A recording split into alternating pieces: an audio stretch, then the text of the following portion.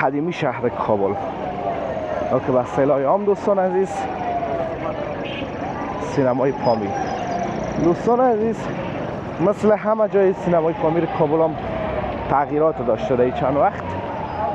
اولا کمی پیاده روش کامل جور شد و همین بسیار کار میشه دیگه. این طرف هم دوستان عزیز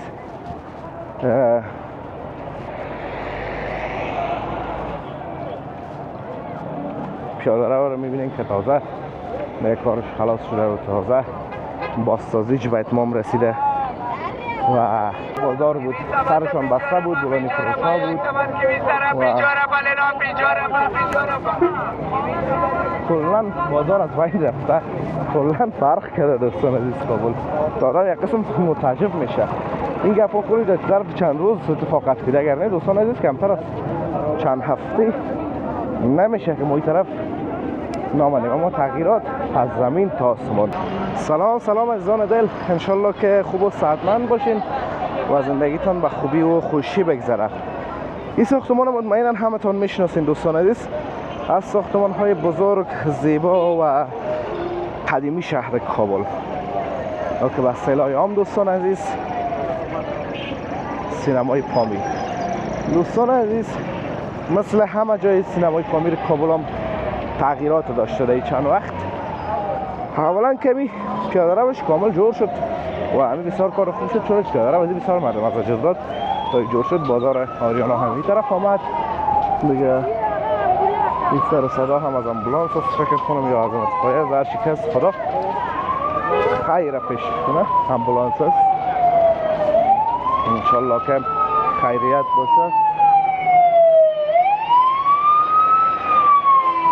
قوالایت از امبولانس ایناست که اینا باید بگذارن. خب دوستان از ما همین طرف سرک میگذاریم و همه تو پیش میریم از این طرف، از جایی که بازارها دیگه توسط ناحیه ها و شارول کابل جمع شده و جای برشان مشخص شده دیگه. کل اگه میبینین که این در پشتشان است مالشان، ناحیه در پشتشان، مسئولین در پشتشان یارم روان میکنن و اینا دوباره میاین انوار میکنن. ناحیه میایه و اینا را دور میکنه و اینا دوباره میاین. نه او طرف آدم ملامت میتونه دوستان عزیز، نه همین طرف. میبینین که کلگی ازشون اولشون در دستشان است، فقط منتظر فرار. بس فکر کنم انوار میکنن، فرار کردن از دست مسئولین دیگه. دوستان عزیز تمام غرفه های این بخش که تقریبا این بخش گرفته بودن و او طرف کل از اینا برداشته شده، تمام از اینا و کلش دیگه اونه جمع شده. سرک بسیار بزرگ شده دوستان عزیز. کل کلینیک شفاخانه مرکزی را می طرف میبینین. طرف هم دست فروش ها هستن دیگه که کراچی ها گرفته شده و حالا خودشان مستقل کار میکنن. فقط در اونو بخش چند غرفه هست و هم بسیار محدود. و این طرف هم دوستان عزیز دیگه سرک مکملا پاک شده و چقدر دوستان عزیز نظم گرفته. یا نظم خب این نظم است، قبول مردم در سرک میدن محترم یا هر چیز دیگه. اما با وجود از این دوستان عزیز اگه او وقت با این وقت مقایسه کنیم، تفاوت ها از زمین تا آسمان است. که موتورها دوستان عزیز بگذارن که نزنن، اما موتور بزرگ هم است کارم بار میشه دیگه. این طرف هم دوستان عزیز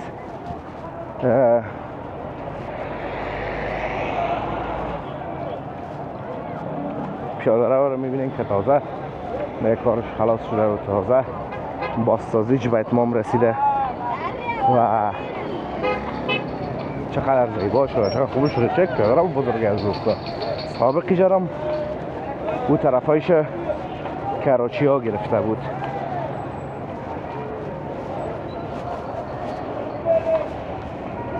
مسجد شاه دوشمشیره شهر کابل دوستان عزیز در تصویر میبینین که میخوایم در بازار شاه دوشمشیره برم. اینجا هم پاک کرده دوستان عزیز. یعنی کابل یک قسم تغییرات اومده، یک قسم که هیچ آدم فکر نکنه که کابل است. یعنی همین کراچی ها دوستان عزیز کلا یک بخش از کابل بود، همین غرفه ها و دیگه. اما حالا که نیستن فکر میکنی که یک بخش از کابل کم شده.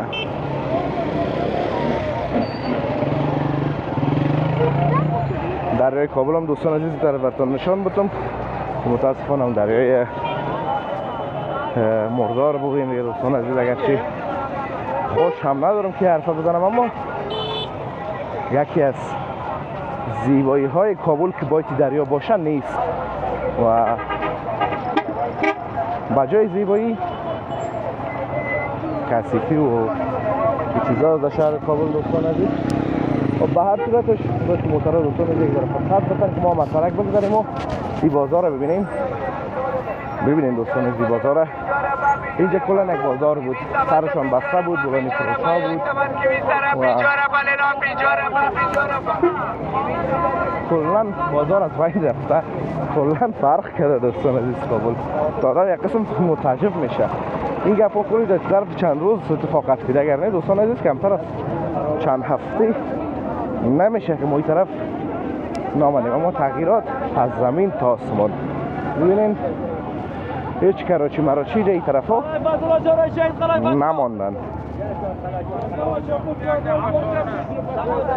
بیاییم این طرف دوستان عزیز شاهد و شمشیره شهر کابل ببینیم.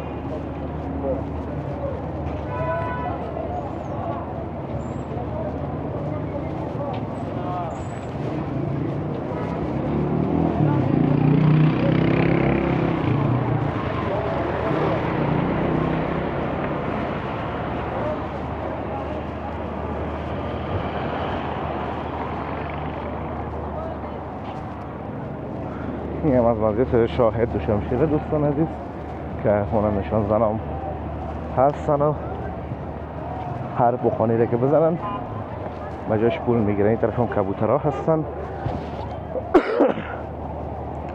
این هم مسجد سیبا و بزرگ و مقبول شاهد و شمشیره کابل که یکی از جاهای تاریخی مذهبی و کلا دوستان عزیز جز از وجود کابل است که بدون از اینجا دیگه امکان نداره که کابل کسی بشناسه. یعنی بسیاری کسا منظور می است که کابل به همین شاهد و شمشیرهش میشناسن. طرف هم به پرنده ها گل میندازن و نمار کابل اینجا دوستان عزیز. من شاهد و شمشیره را واقعا این بخش یک قدر دوست دارم، یک قدر هر وقت که میم یک احساس غرور و یک احساس افغان بودن اصیل بر من دست میده. بسیار یک جای زیبا و مقبولتی بخش. ببینین مردم رو ببینین، همه چیز رو ببینین، واقعا خوش آدم میه. اما در این دوستان عزیز یگانه چیزی که اینجا را خراب میکنه و نمودش از بین میبره می دریای کابل است. دوباره که اشاره‌ولی کابل وعده کرده که فاضلاب پاک میکنه و آب دریاهای بزرگ کشور در جاری میشه. اما ببینیم که بالاخره چی میشه و چی نیست. زیبایی کابل دوستان عزیز فقط ببینید کابل چقدر زیباست و چقدر مقبول است. کاسان پیشوی ماستاد هستن دیگه، یک کاسا را چی بگوییم یا پیشتر بریم با کفترها زیاد میشه و طرف جای نیست. اگه اینا رو بگوییم دور برو خب بازم خوب نیست. خب به هر صورت بهتره که ویدیو را خاتمه بدیم. ان شاء الله که ویدیو خوشتون اومده باشه دوستان، ویدیو لذت برده باشین. ویدیو را لایک کنین، در کانالم چند سابسکرایب کنین تا ویدیوی بعدی همتون به الله متعال پاک و بی‌نیاز میسپارم. روزگار خوب و خوش داشته باشین و در پناه الله متعال باشین. الله حافظ و مددگار همتون.